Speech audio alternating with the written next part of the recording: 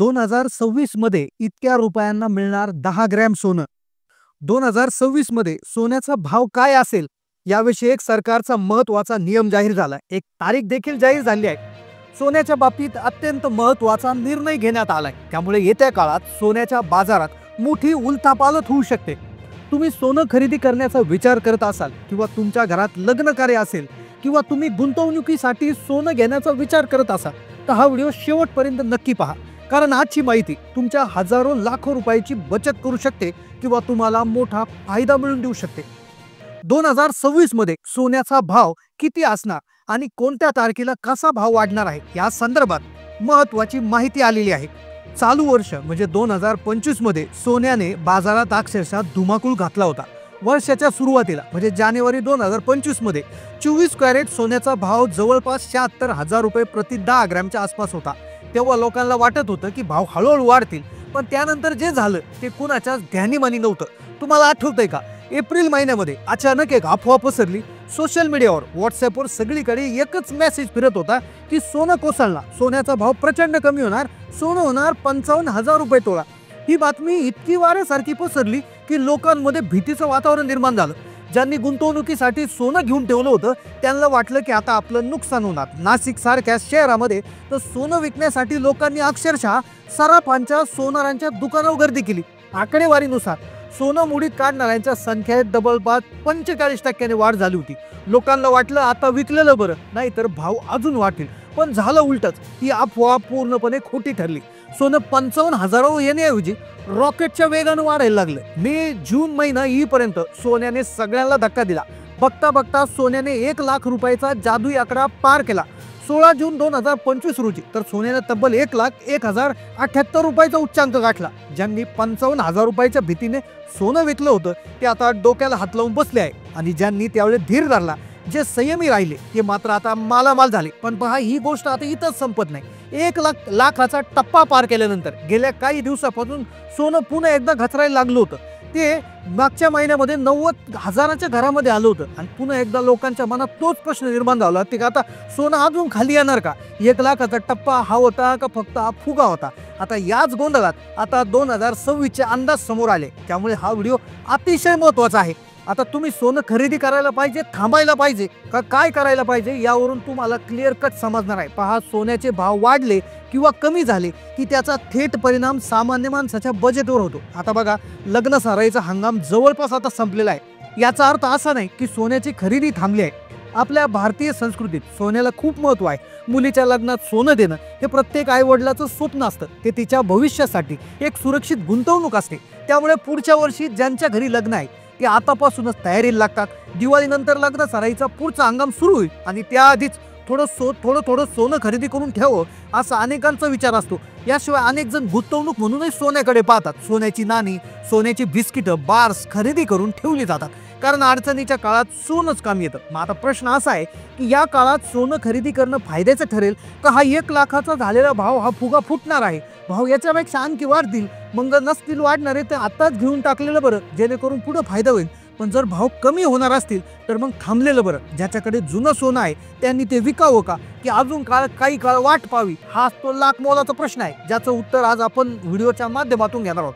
भाव का वाढतात आणि का कमी होतात याचं कारण जर तुम्हाला समजलं तर नक्कीच तुम्ही निर्णय घेऊ शकता सोनं विकायचं की घ्यायचं. पहा, हे भाव कमी जास्त होण्यामागं काही ठोस कारणं आहेत. ती जर समजून घेतली तर तुम्हाला देखील अंदाज बांधणं सोपं होऊन जाईल. पहा, हे कारणं समजून घेतले तर तुम्हाला आयुष्यभर सोन्याच्या किमतीचा प्रश्न उरणार नाही. पहिलं सगळ्यात मोठं कारण आहे जागतिक अस्थिरता. तुम्ही बातम्यामध्ये पाहत असाल, इस्रायल आणि इराण यांच्यामध्ये संघर्ष सुरू आहे. जगात इतर ठिकाणी युद्धजन्य परिस्थिती आहे. अमेरिका सारख्या मोठ्या देशामध्ये आर्थिक अस्थिरता आहे. जेव्हा जगात अशी अशांतता आणि भीतीचं वातावरण असतं तेव्हा गुंतवणूकदार शेअर बाजारातून पैसे काढून सोन्यासारख्या सुरक्षित ठिकाणी गुंतवतात. कारण त्यांना माहिती आहे की बाकी कशाची किंमत कमी होऊ शकते पण सोन्याची किंमत टिकून राहते. याला सेफ हेवन गुंतवणूक म्हणतात. याच कारणामुळे सोन्याची मागणी अचानक वाढली आणि भाव आकाशात गगनाला भिडले. दुसरं कारण आहे जगभरातील बँकांनी सोन्याची केलेली खरेदी. पहा, अमेरिकेची सेंट्रल बँक असो किंवा चीनची बँक असो किंवा आपली भारताची रिझर्व्ह बँक ऑफ इंडिया असो, यांनी सगळ्या मोठ्या बँकांनी काही वर्षापासून नुसतं सोनं खरेदीचा सपाटा लावला आहे. प्रत्येक देशाला आपल्या गंगाजळी जास्तीत जास्त सोन्याचा साठा हवा आहे. भारताने 2024 मध्ये 100 टनापेक्षा जास्त सोनं खरेदी केलं.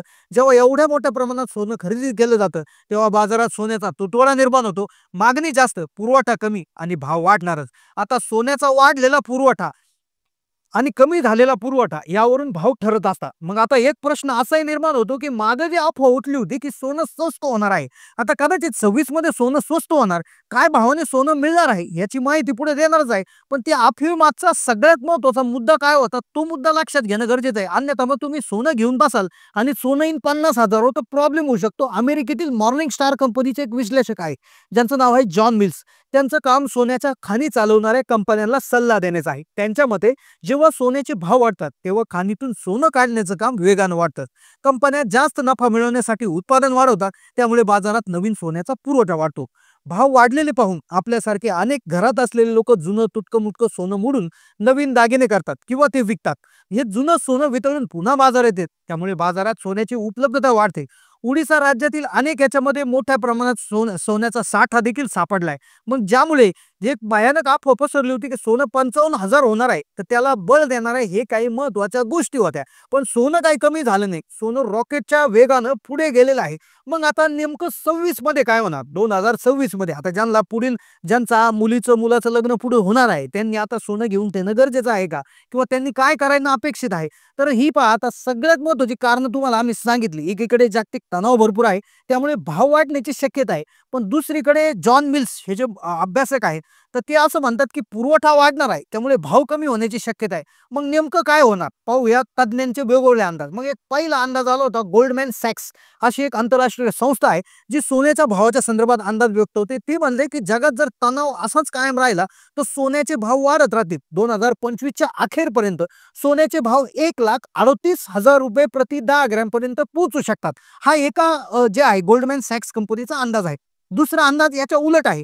जॉन मिल्स या तज्ञांचं असं म्हणणं आहे की हा भाव वाढणार नाही. काय होणार आहे? पुरवठा वाढणार. बँकांनी सोनं खरेदी कमी केल्यास सोन्याच्या किमतीत मोठी घसरण होईल. त्यांच्या मते सोनं 56,000 पर्यंत प्रति 10 ग्रॅम त्या ठिकाणी इतकं कमी होऊ शकतं. आता या दोन्ही टोकाच्या अंदाजामधले एक अंदाज काही संस्थांनी वर्तवलेला आहे, तो आपल्यासाठी महत्वाचा आहे. 2026 मध्ये सोन्याचे भाव खाली येतील, पण ते टप्प्याटप्प्याने होईल. आता तिसरा अंदाज काय?